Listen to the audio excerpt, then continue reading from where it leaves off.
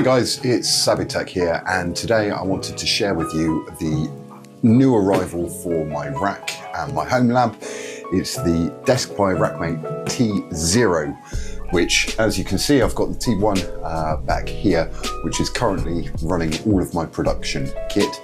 And the T0 is a smaller version, so it's a 4U rack version of this. So we can add this onto the top of our current rack, or just run it as an independent small version of the rack. So I think first things to do, have a quick look at the box. It comes really well packaged, plenty of fragile marking. It did come in an additional box, so obviously the external box is also marked as fragile. We've got a couple of little specs here with the dimensions of the unit, as well as some kind of warnings, generic kind of stuff. So let's open it up and have a look inside. So first thing that you'll be greeted with is, let's move this slightly. So we have the initial server rack user manual, which is very nice. It's very well laid out. We have, again, dimensions, a little bit of key features and information, as well as the package contents, all of the accessories, tools, and step-by-step build instructions for this. So looks pretty simple, and like I say, it comes with tools already in. And then we have a comparison here, the T0, make sure I get this right, yeah, the T0, T1 and T2, which is actually equivalent to the T0 and T1 put together, but in a single module, single tower. You've also got plenty of 3D printing options alongside accessories that you can buy here. And of course, if you have any issues, it's got the contact details for Deskpi to get support with your device. And obviously, thanks for supporting. So inside the box, like I say, we've got a couple of different layers. We've got the first one here, pops out a couple of handles, it looks like. We have got another sheet. Again, it's all kind of protected within foam. So we've got, looks like a side panel, spare sheet. Then we have some tools and possibly top and bottom sections there. We have one of the trays. This looks like a top plate. More packaging. And then this one looks like all the accessories. So the screws looks like rubber bumpers, feet, little rail, rack sides to go on, more screws there. And then if I can yank this one out, the other side panel. And then we've got more brackets here. Can't get these out. More brackets, blank plates, etc. all here, ready to go into the rack. And then an empty box. So I think what we'll do is I'll move the camera over to the desk so you can see a bit better, and we'll build this up and see what it looks like once built. Hello again. Right, so now for the fun part, which is actually building this rack. So what I'm going to do is I'm going to take the user manual and we'll just pop this out of the way over here. And let's grab a couple of parts and see where we go to start the build. So first things first, we're going to want to take out our two sides, which are very nicely, looks like milled or extruded aluminium. We've got a nice, I believe, acrylic side panel here, slightly tinted, so you can kind of see it's got a slight tint to it, which will just keep things looking nice and clean on our build. So we'll take our two side panels out. And we're also going to want to take the lower fixing plate, which is this one here. So again, this is a punched aluminium or steel sheet, plenty of ventilation in here. And what we'll do is let's grab some screws out of this little baggie here. We'll pop those down here. And we will grab some tools, which, like I say, they include the tools, really quite nice actually. Quite novel for manufacturers to include decent tools for these, so that's quite a nice, refreshing start. And actually the tools fit really nicely into these nuts and bolts. I'm throwing parts all over the floor, so always a good start. So what we'll do is we will pop a screw through here, and we'll take one of the plates. Going to be difficult to do in camera so you can still see, but let's see if I can do this magically. We are needing to go onto the foot side, yes, and we are wanting to use those holes, yes. So I'm trying to do this so you don't have my head in the camera view too much. So let's try pop that one in. I'm going to rummage around on the floor to try and find the other washer that I just threw away here. So these screws are M4 by 8mm. Like I say, they come in the kit. Also includes the washers that you might need, that you should use.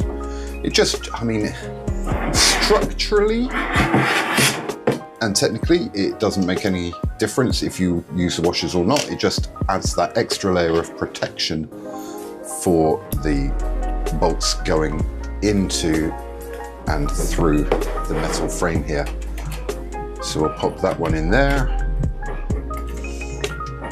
And all these holes are threaded, so it makes inserting these really nice and easy. You don't have to worry about self-tapping things or trying to fiddle around with getting the bolt through and then trying to attach nuts on the rear, etc. It's all pretty easy to put together. So that is those 4 M4 bolts in. As you can see, it's already kind of starting to make shape. And then we've got these 2 aluminium rods here. One will be rear, one will be front. And for these, we are going to use I believe it's these ones, the KM 4x10 bolts. And these will just screw through the side panels into this cross brace. And once these are on, you'll see that it starts kind of getting really nice, quite nice and rigid already. Pretty solid there. And then we'll do the same on the other side. So again, another 2. You'll see, like I say, they're threaded, and actually they go inside the rack and bolted from the outside. Oh, there we go. That's one in, and the second one in.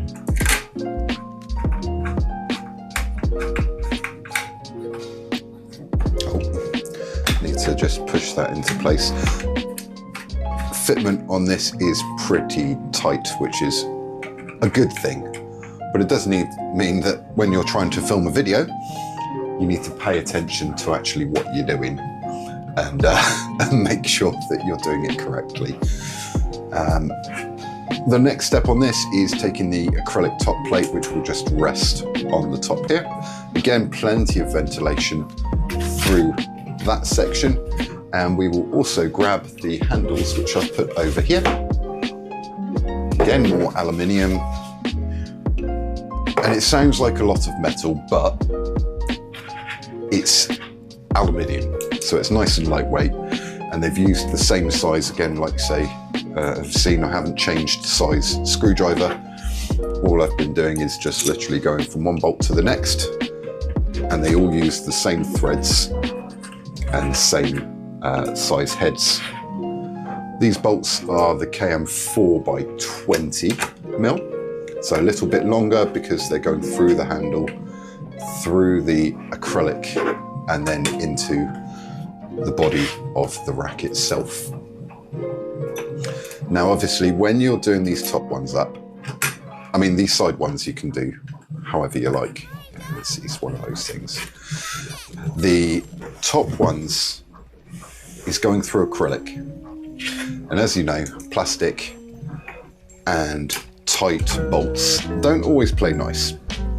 So it's recommended just to kind of finger tighten and then just give it a little tweak.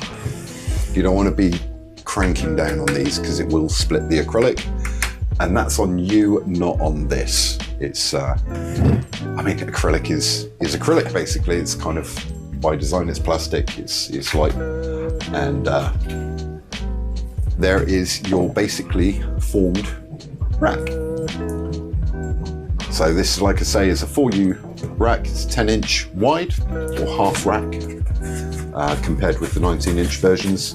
We do also have the shelf, which is included. So what I'm going to do is I'm going to install that and the blank plate, just because then you've seen it built completely from start to finish. And with these ones, they've included some of the rack bolts here. Again, they've already got washers installed. And I think what I will do is I will just put in two per unit that I'm going to pop in. Obviously, you'd want to put 4 in. Over to the other screwdriver, again, fits nicely. And let's just throw this one in here.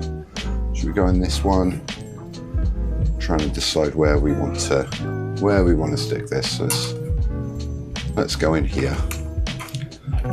These, one thing I've learned over the years when I worked in infrastructure was I hate cage nuts. These are threaded holes, so no fiddling around trying to fit rack mount cage nuts in. See, I say we're going to stick 2 screws per shelf, but I've just put 2 on the same side, so let's just whip that one out. As you can see, it goes in really nice and easy. And then our shelf, let's stick these in the bottom one. And then we'll pop this in the other side here.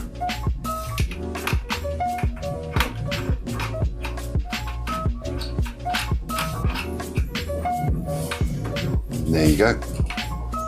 So obviously you can run whatever you fancy. You can stick your ITX servers, you can print rack mounts for various different things. I actually have, knocking the camera over, let me just go over here. I actually have my own 3D printed Raspberry Pi rack mount. So this is basically designed to take 2 Raspberry Pi 4s, and here I've got a PoE hat with keystone holes. So this, again, would just mount into there as a nice clean install. So yeah, that's pretty much the rack. The screws are the same on the front and the rear, so if you want to rack power distribution in the back or network switching in the back and run your main devices in the front, that's always an option. And you can kind of build it out as you wish, whether it be a rack shelf, a patch panel, venting plates, PDUs, etc., etc. So you've got plenty of choice as to what you want to install. There is an option in the future that you can get that will allow you to mount this on top of and attached to your T1 rack. But for now, I think I'm going to be running this one as an independent, because this is production. This can be my little playground. I can keep it to the side, out of the way, and tinker to my heart's content. So that's the end of the build, unboxing and build of the Rackmate T0.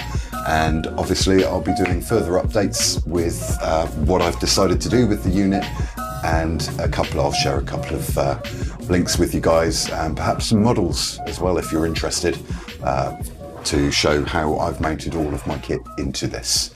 Anyways, that's it for now. More products being released as we speak, so there'll be more videos coming up soon. Cheers for your time, guys. Take care.